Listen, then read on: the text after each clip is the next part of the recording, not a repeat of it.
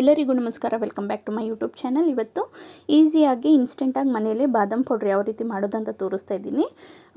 ಇದಕ್ಕೆ ಬರೀ 5 ನಿಮಿಷ ಸಾಕು, ನಿಮ್ಮ ಮನೆಯಲ್ಲೇ ಮಾಡ್ಕೊಳ್ಬೋದು. 1 ಕಪ್ಪಷ್ಟು ನಾನು ಬಾದಾಮ್ ತಗೊಂಡಿದ್ದೀನಿ. ಅದಕ್ಕೆ ಒಂದು 5 ಏಲಕ್ಕಿ ಹಾಕ್ಕೊಂಡಿದ್ದೀನಿ, ಸಿಪ್ಪೆ ಬಿಡಿಸ್ಬಿಟ್ಟು ಹಾಕ್ಕೊಂಡಿದ್ದೀನಿ. ಇವಾಗ ಇದನ್ನು ಸ್ವಲ್ಪ ಜಾರಲ್ಲಿ ಹಾಕಿ ತರಿಯಾಗಿ ರುಬ್ಕೊಂಡಿದ್ದೀನಿ. ಇಲ್ಲಿ 1 ಕಪ್ಪಷ್ಟು ಸಕ್ಕರೆನ ಇವಾಗ ಹಾಕ್ಕೊಳ್ತಾ ಇದ್ದೀನಿ. ಇವಾಗ ಸಕ್ಕರೆ ಹಾಕಿದ್ಮೇಲೆ ಚೆನ್ನಾಗಿ ಫೈನ್ ಪೌಡ್ರ್ ಮಾಡ್ಕೊಳ್ತಾ ಇದ್ದೀನಿ.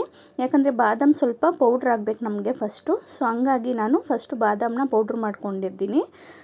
ಈಗ ಶುಗರ್ 1 ಕಪ್ಪಷ್ಟು ಹಾಕ್ಕೊಂಡು ಮತ್ತು 1 ಸ್ಪೂನಷ್ಟು ಅರಿಶಿನ ಹಾಕ್ಕೊಂಡಿದ್ದೀನಿ. ನಾನು ಇಲ್ಲಿ ಯಾವುದೇ ಬೇರೆ ಕಲರ್ಸ್ ಯೂಸ್ ಮಾಡ್ತಾಯಿಲ್ಲ, ಅರಿಶಿಣನೇ ಯೂಸ್ ಮಾಡ್ತಾಯಿದ್ದೀನಿ.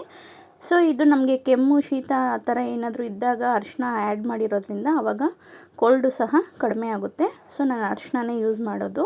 ಇವಾಗ ಚೆನ್ನಾಗಿ ಫೈನಾಗೆ ಪೌಡ್ರ್ ಮಾಡಾದಮೇಲೆ ಒಂದು ಪ್ಲೇಟ್ಗೆ ಹಾಕಿ ಸ್ವಲ್ಪ ತಣ್ಣಗಾಗಕ್ಕೆ ಬಿಡ್ತಾಯಿದ್ದೀನಿ.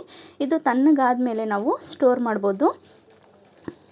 ಇವಾಗ ನೋಡಿ, ಜಾರಲ್ಲಿರೋದೆಲ್ಲ ನಾನೊಂದು ಪ್ಲೇಟ್ಗೆ ಹಾಕಿ ಅದನ್ನು ಫುಲ್ಲು ಆರಕ್ಕೆ ಬಿಡ್ತಾಯಿದ್ದೀನಿ. ಆರಾದಮೇಲೆ ಒಂದು ಏರ್ ಟೈಟ್ ಬಾಕ್ಸಲ್ಲಿ ನಾವು ಸ್ಟೋರ್ ಮಾಡ್ಕೊಳ್ಬೋದು. ನಿಮಗೇನಾದರೂ ಈ ವಿಡಿಯೋ ಇಷ್ಟ ಆದರೆ ಒಂದು ಲೈಕ್ ಮಾಡಿ, ಶೇರ್ ಮಾಡಿ ಮತ್ತು ಸಬ್ಸ್ಕ್ರೈಬ್ ಮಾಡ್ಕೊಳ್ಳೋದನ್ನು ಮರಿಬೇಡಿ. ಈಗ ಈ ರೀತಿ ಎಲ್ಲ ಸ್ಪ್ರೆಡ್ ಮಾಡಿ ಆರಕ್ಕೆ ಬಿಡ್ತಾಯಿದ್ದೀನಿ. ಯಾಕಂದರೆ ಜಾರಿಂದ ತೆಗೆದ ತಕ್ಷಣ ಸ್ವಲ್ಪ ಬಿಸಿ ಅನ್ನೋದು ಇದ್ದೇ ಇರುತ್ತೆ. ಸೊ ಹಂಗಾಗಿ ಸ್ವಲ್ಪ ಆರಿದ್ರೆ ಪೌಡ್ರು ತುಂಬ ದಿನ ನಾವು ಇಟ್ಕೊಂಡು ಯೂಸ್ ಮಾಡ್ಬೋದು.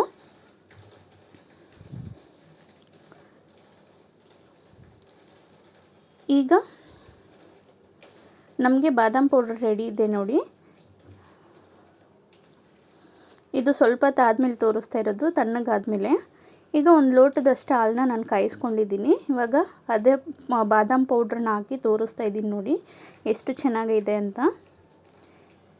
ಬಿಸಿ ಹಾಲನ್ನ ಹಾಕ್ಕೊಂಡಿದ್ದೀನಿ. ನಾನಿಲ್ಲಿ ಸಕ್ಕರೆ ಯೂಸ್ ಮಾಡ್ತಾಯಿಲ್ಲ, ಅದರಲ್ಲೇ ಸಕ್ಕರೆ ಹಾಕಿದ್ವಲ್ಲ, ಹಂಗಾಗಿ ನಾನು ಸಕ್ಕರೆ ಯೂಸ್ ಮಾಡಿಲ್ಲ. ನೀವು ಬೇಕಾದರೆ ನೀವು ಸಕ್ಕರೆ ಸ್ವಲ್ಪ ಹಾಕ್ಕೊಂಡು ಕುಡಿಬೋದು. ನಿಮಗೇನಾದರೂ ಈ ವಿಡಿಯೋ ಇಷ್ಟ ಆದರೆ ಒಂದು ಲೈಕ್ ಮಾಡಿ. Thank you for watching.